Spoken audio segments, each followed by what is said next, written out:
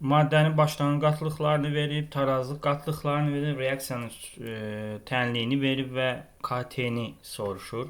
Tarazlıq sabitini soruşur. Deməli, reaksiyanı yazaq 2NO üstəgəl O2 2NO2. Başlanğıc yuxarıdan yazaq 6-dır NO-da, O2-də 3-dür, burada 0-dır. Sərf olunan bir də tarazlığı verib. Tarazlığı X-dır, Y-dır və 4-dür. Biz bilirik ki, alınan maddə nə qədər alınıbsa o ilə tarazlıqdadır. Bunu çıxartdıq yuxarı. 2-yə 1-dirsə, yarısı qədərsə 4-ə orta hissə əmsal nisbətindədir. 2 olacaq. 2-yə 2-dirsə də 4-ə də 4 olur. Tarazlıqda 6 çıxılsın 4. 2 qalır. 3 çıxılsın 2. 1 qalır.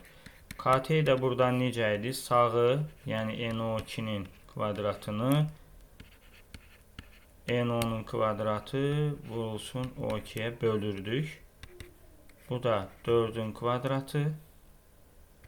2-nin kvadratı vur 1. O da bərabərdir.